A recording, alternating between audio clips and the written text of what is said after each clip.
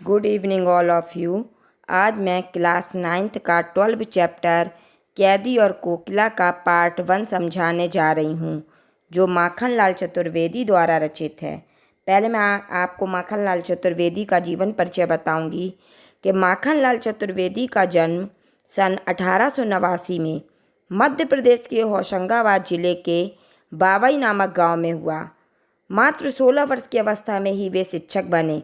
बाद में उन्होंने अध्यापन कार्य छोड़कर उन्होंने प्रभा पत्रिका का संपादन शुरू किया। वे देशभक्त कवि एवं प्रखर पत्रकार थे। उन्होंने कर्मवीर और प्रताप का भी संपादन किया और सन 1968 में उनका देहांत हो गया। हिम किरटनी, साहित्य देवता, हिम तरंगिणी, वेणु लो गूंजे धरा उनकी प्रमुख कृतियां हैं और उनकी सबसे विख्यात कविता दीप से दीप जले कैसा छंद बना देती है और पुष्प की अभिलाषा है। उन्हें पद्म भूषण एवं साहित्य अकादमी पुरस्कार से भी सम्मानित किया गया। माखनलाल चतुर्वेदी की रचनाएं राष्ट्रीय भावना से युक्त हैं। उनमें स्वतंत्रता की चेतना के साथ देश के लिए त्याग और बलिदान की भावना भी मिलती है। इसलिए उन्हें एक भारतीय आत्मा के नाम से भी जाना जाता है। इस उपनाम से उन्होंने कविताएं भी लिखी हैं। वे एक कवि कार्यकर्ता थे और स्वाधीनता आंदोलन के दौरान कई बार जेल गए। उन्होंने भक्ति, प्रेम और प्रकृति संबंधी कविताएं भी लिखी हैं। चतुर्वेदी जी कविता में शिल्प की तुलना में भाव को अधिक महत्व देते हैं और उन्होंने परंपरागत छंदबद्धता एवं तत्सम शब्दों के स्थान पर बोलचाल की भाषा में उर्दू, फारसी शब्दों का भी प्रयोग किया है। अब मैं आपको अर्थ बताने जा रही हूँ। क्या गाती हो, क्यों रह रह जाती हो, कोकिल बोलो तो। क्या लाती हो संदेशा, किसका है, कोकिल बोलो तो। ऊंची काली दीवारों के घेरे में, डाकू चोरों बटमारों के डेरे में। जीने को देते नहीं पेट भर खाना, मरने भी देते नहीं तड़प रह जाना। जीवन पर अब दिन रात कड़ा पहरा है, शासन है या तम का प्रभाव गहरा है। हिमकर निराश कर चला रात भी काली, इस समय कालिमा मैं जागी क्यों आली।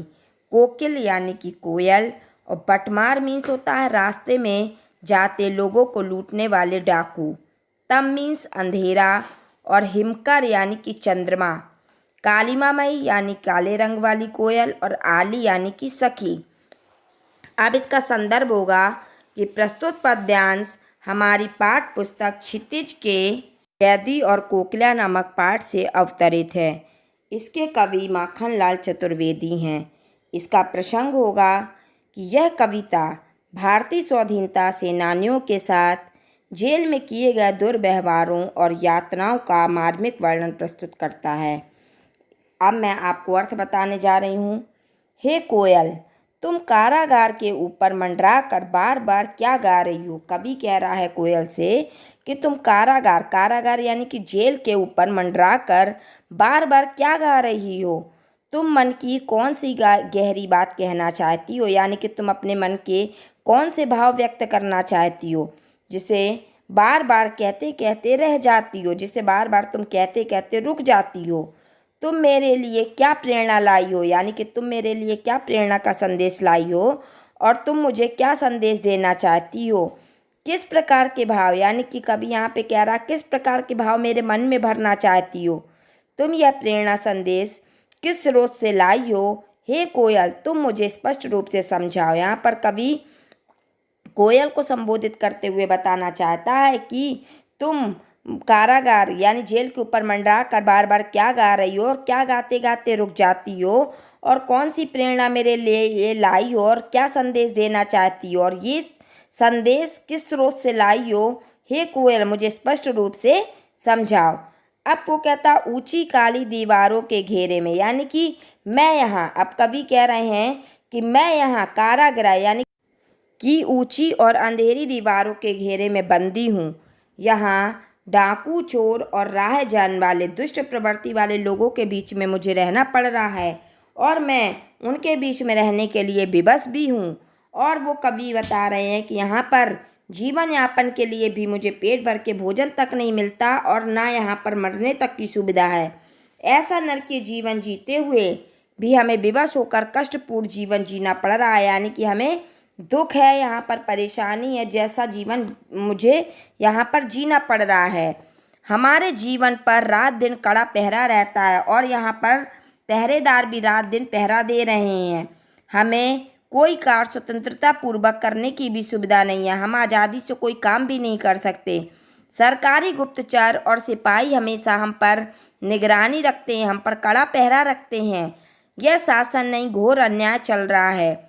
चारों ओर मानो अंधकार का राज है, यानी कि चारों ओर अंधेरा ही अंधेरा दिखाई देता है और चंद्रमा भी गायब है, अर्थात रोशनी नहीं दे रहा है। रात भी घनी अंधेरी है और रात भी यानी अमावस की है और घनी अंधेरी है, अर्थात आशा और प्रेरणा के सभी केंद्र समाप्त हो चुके हैं। हे सखी कोयल, इस निराशा के क्षणों में तू क्यों जागकर औरों को जगा रही है, यानी कि जब मेरा मन उदास है तो ऐसे समय में तू क्यों कूक कूक कर औरों को जगा रही है और खुद जाग रही है। इस अर्थ के कुछ क्वेश्चन आंसर हैं जो मैं आपको बताने जा रही हूँ। फर्स्ट क्वेश्चन, कवि के अनुसार कोयल क्यों गाने लगी है? तो कवि के अनुसार कोयल अंग्रेज सरकार के अत्याचारों से दुखी है और वह जेल में बंदी कैदियों के साथ हो रहे अत्याचारों को देखकर पिघल गई है, इसलिए वह जेल की दीवार के ऊपर मंडरा कर गाने लगी है। नेक्स्ट क्वेश्चन बनेगा इसका, कवि को कारागृह में किन लोगों के बीच रहना पड़ा? तो कवि को कारागृह में डाकू, चोर, राहजनों के बीच में रहना पड़ा। राजनीतिक कैदी होने पर भी उसे अलग निवास नहीं मिला।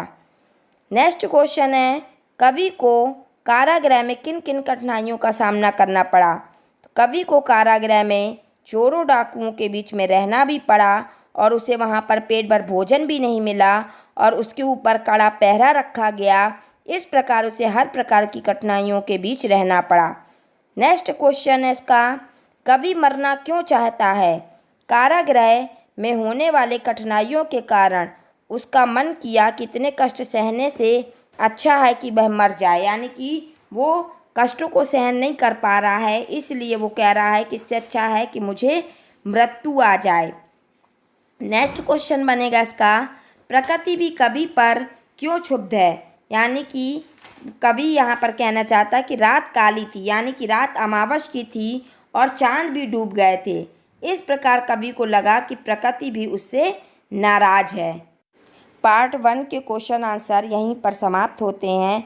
आई होप कि आपको ये वीडियो समझ में आई होगी। Thank you.